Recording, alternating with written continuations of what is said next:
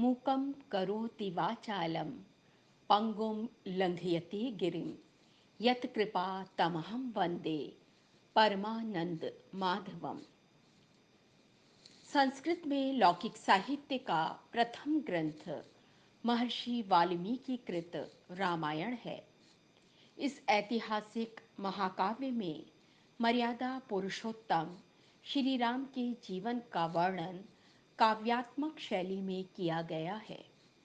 वर्तमान में रामायण में 24,000 श्लोक हैं, जो 7 कांडों में विभक्त हैं।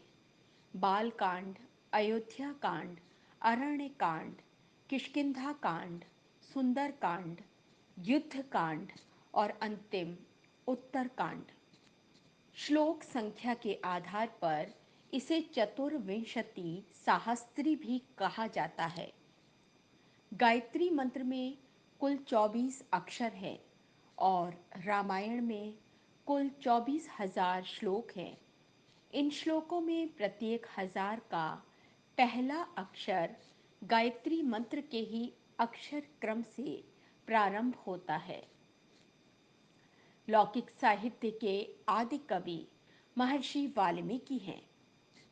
एक बार जब महर्षि वाल्मीकि तमसा नदी के तट पर स्नान करने के लिए गए, तब वहां उनके देखते ही देखते एक व्याध द्वारा काम क्रीड़ारत क्रौंच मिथुन में से पुंस क्रौंच को मार दिए जाने पर क्रौंची करुण विलाप करने लगी। इस दृश्य को देखकर महर्षि शोक से इतने अधिक द्रवित हो गए कि उनके मुख से सहसा ही सम अक्षर युक्त रसध्वनि व लय से सुसज्जित करुणामयी वाग्धारा इस प्रकार फूट पड़ी। मां निषाद प्रतिष्ठाम त्वम गमः शाश्वती समाः यत क्रौंच मिथुनादेकमवधि काम मोहितम। बाद में विचार करने पर महर्षि को ज्ञात हुआ कि उनके मुख से प्रस्फुटित वाणी यद्यपि अनुष्टुप छंद में थी, तथापि यह श्लोक रूप में थी, क्योंकि उसमें श्लोक के सभी गुण थे। महर्षि वाल्मीकि ने यह भी अनुभव किया कि शोकातुर अवस्था में ही श्लोक प्रस्फुटित हो सकता है। पक्षी के करुण क्रंदन को सुनकर ही उनका दुख श्लोक रूप में प्रस्फुटित हुआ। शोकः श्लोकत्वमागतः। तत्पश्चात ब्रह्मा ने स्वयं उपस्थित होकर वाल्मीकि को रामकथा लिखने को कहा और उन्हें आर्ष चक्षु, त्रिकालदर्शी एवं अमृत वाक होने का आशीर्वाद भी दिया। जीवन को ओजस्वी और उदात्त बनाने के लिए रामायण में जिन आदर्शों को वाल्मीकि ने अपनी अमर तूलिका से चित्रित किया, वे भारतवर्ष के लिए ही मान्य और आदरणीय नहीं हैं, प्रत्युत वे मानव मात्र के सामने उच्च नैतिक स्तर और सामाजिक उदात्तता की भावना को प्रस्तुत करते हैं। श्री राम का जीवन एक ऐसा आदर्श जीवन है जिसके अंदर एक औसत भारतीय को कैसा जीवन जीना चाहिए, क्या उसके दैनंदिन जीवन का आचरण होना चाहिए, पारिवारिक जीवन में उसे किन मर्यादाओं का पालन करते हुए विभिन्न आश्रमों का निर्वाह कर अपनी जीवन यात्रा आगे बढ़ानी चाहिए, यह सब देखा जा सकता है। एक आदर्श व्यक्तित्व के निर्माण की विधा का परिवार संस्था के संचालन से लेकर अनीति से लड़ते हुए देवत्व की रक्षा का, संघ शक्ति के महत्व का शिक्षण दिया गया है। रामायण जन जन के अंतःस्थल में बसी हुई है। रामायण में जहाँ धर्मतंत्र रूपी दंड का राजतंत्र रूपी व्यवस्था तंत्र पर पूर्ण नियंत्रण बताया गया है, वहाँ आदर्श गुरु शिष्य परंपरा व शिष्य धर्म के निर्वाह को भी समझाया गया है। भ्रातृधर्म निभाते हुए संयुक्त कुटुंब प्रथा कैसे चलती है, पिता की आज्ञा को शिरोधार्य कर कैसे भौतिक जगत के प्रलोभन को छोड़कर तप तितिक्षा को जीवन का अंग, एक कसौटी, एक परीक्षा मानकर चला गया और त्याग में कुटिलता का प्रतिरोध कर भरत जैसा आदर्श भाई कैसे अपने अग्रज की पादुकाओं को निमित्त मानकर शासन चलाते हैं, यह रामायण से ही सीखा जा सकता है। लक्ष्मण का कर्तव्य, कठोर तप, श्री राम का हर जाति वर्ग वर्ण के व्यक्ति से अनन्य प्रेम, सीता हरण होने पर छोटी छोटी शक्तियों के एकत्रीकरण से, देवत्व के संघीकरण से अनीति से लड़ने के लिए आतुर हो तत्पर हो जाना और असुरता का मर्दन कर देना रामायण की एक ऐसी प्रेरणा है जो आज भी उतनी ही प्रासंगिक है। श्री राम अपने भ्राता भरत से युद्ध की अवधि में मौन सामूहिक अनुष्ठान पूरी अयोध्या के माध्यम से संपन्न करवाते हैं ताकि अनीति से सूक्ष्म मोर्चे पर लड़ा जा सके। भरत अपनी सेना भेजने की बात कहते हैं तो श्री राम उनसे मात्र आध्यात्मिक आश्रय चाहते हैं।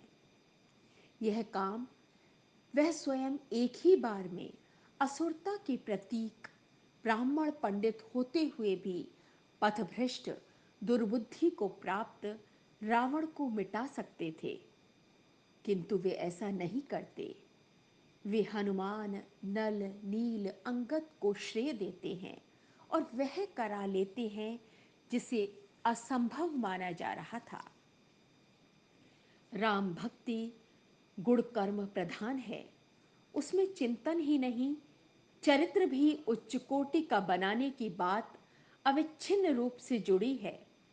उत्कृष्ट चिंतन द्वारा व्यक्ति को सर्वतोमुखी विकास परिष्कार की ओर अग्रसर करना और अपनी क्षमता योग्यता और संपदा को स्वार्थ प्रयोजनों में निर्वाह मात्र के लिए न्यूनतम मात्रा में लगाकर शेष को लोक मंगल के लिए परमार्थ प्रयोजनों में नियोजित करना, यह सच्ची भक्ति के सुनिश्चित लक्षण है।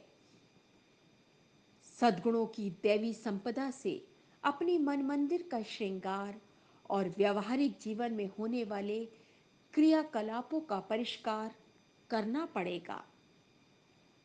ऐसा समर्थ और प्रखर अध्यात्म ही रामायण को अभीष्ट है। राम कथा के माध्यम से जिस राम भक्ति का प्रतिपादन किया गया है वह वस्तुतः आत्मचिंतन, आत्म सुधार, आत्मनिर्माण और आत्म परिष्कार की प्रेरणा से ओतप्रोत है। इसी श्रुति सम्मत और आप्त पुरुषों द्वारा कार्य रूप से लाई गई आध्यात्मिकता को अपनाने की प्रकाश प्रेरणा रामायण के प्रत्येक अक्षर में भरी पड़ी है। सच्ची आध्यात्मिकता को जन साधारण तक पहुंचाना और सज्जनोचित मानवतावादी रीति नीति व्यवहार में समाविष्ट करना, यही राम कथा का उद्देश्य है। विडंबनाओं में उलझनों की अपेक्षा हमें इन्हीं सत्प्रेरणाओं को अपनाकर रामायण के एकमात्र उद्देश्य को पूरा करना उचित है। वाल्मीकि रामायण में मर्यादा पुरुषोत्तम श्री राम को सर्वगुण संपन्न कहा गया है। संपूर्ण गुणों से युक्त श्री राम जी अपनी माता कौशल्या के आनंद को बढ़ाने वाले हैं। गंभीरता में समुद्र और धैर्य में हिमालय के समान हैं। वाल्मीकि रामायण में विभिन्न स्थानों पर श्री राम के लिए जिन गुणवाचक संबोधनों का प्रयोग किया गया है वे श्रेष्ठ आध्यात्मिक व्यक्तित्व के परिचायक हैं। नियतात्मा, नियतात्मा अर्थात नियत स्वभाव। श्री राम निर्विकार हैं, उनका मन अपने वश में है, वे मन के वश में नहीं हैं। महावीर्य, वीर्य शब्द का अर्थ है शक्ति, इसलिए महावीर्य का अर्थ होगा अचिंत्य, विविध, विचित्र, शक्तिशाली। विविध प्रकार की विचित्र महाशक्तियों से वे संपन्न हैं। द्युतिमान, द्युति शब्द का अर्थ प्रकाश है। द्युतिमान का अर्थ प्रकाशमान होता है, परंतु प्रकाश सब पदार्थों में है, इसलिए श्री राम स्वाभाविक प्रकाश से युक्त हैं। धृतिमान, धृति शब्द का अर्थ आनंद है। धृतिमान शब्द का अर्थ निरतिशय आनंदवान होता है। श्री राम निरतिशय आनंद गुणों से संपन्न हैं। वशी, वशी का अर्थ है जितेंद्रिय, अर्थात श्री राम अपनी इंद्रियों को वश में रखते हैं। बुद्धिमान, बुद्धिमान का अर्थ है सर्वज्ञ, सब वस्तुओं के ज्ञाता श्री राम हैं। महेश्वर तीर्थ के मत में बुद्धिमान का अर्थ प्रशस्त बुद्धि संपन्न है, अर्थात श्री राम सद्बुद्धि संपन्न है। नीति, नीति शब्द का अर्थ है मर्यादा। नीतिमान अर्थात मर्यादावान, मर्यादा पालक है। वाग्मी, इसका अर्थ प्रशस्त वाक अस्य अस्तीति वाग्मी, प्रशस्त पवित्र, अर्थात श्री राम पवित्र वाणी वेद के प्रवर्तक हैं और वाणी का श्रेष्ठ प्रयोग करने में कुशल हैं। श्रीमान, श्री शब्द का अर्थ विभूतिमान है, अर्थात लौकिक और पारलौकिक विभूतियों के वे स्वामी हैं। शत्रु निबर्हणः, मर्यादा के प्रतिकूल चलने वालों को वे नष्ट करने में समर्थ हैं। रामायण में भगवान के 4 रूपों का वर्णन किया गया है। सर्वव्यापी नियंता परब्रह्म, निराकार परमेश्वर, साकार सगुण विराट परमात्मा, संतुलन करता अवतार। यह 4 भगवान नहीं वरन एक ही परब्रह्म सत्ता की 4 प्रक्रियाएं हैं, जिनका रहस्योद्घाटन ब्रह्मा जी ने 4 वेद के रूप में किया है। सर्वव्यापी परमात्मा से कोई स्थान छिपा नहीं है। वे हमारी गुप्त प्रकट विचारणाएं और क्रियाएं भली प्रकार देखते जानते हैं। वे न्यायकारी हैं, नियम और मर्यादा में स्वयं रहते और दूसरों को रखना चाहते हैं। जो अनुशासन में रहते हैं वे नियंता का अनुग्रह पाकर सुखी रहते हैं, समुन्नत बनते हैं। जो उच्छृंखलता बरतते हैं, मर्यादाएं तोड़ते हैं और अवांछनीयता अपनाते हैं, वे नियामक शक्ति द्वारा कठोर दंड के भागी बनते हैं। सबकी आत्मा में अपनी आत्मा और सबकी आत्मा में सबकी आत्मा समाई हुई है। हम सभी एक हैं, इसलिए एकता की ओर चलें, अनेकता को भूलें। सबके सुख में अपना सुख और सबके दुख में अपना दुख देखें। आत्मवत सर्वभूतेषु की दृष्टि रखें और प्रत्येक प्राणी के साथ सद्व्यवहार करें।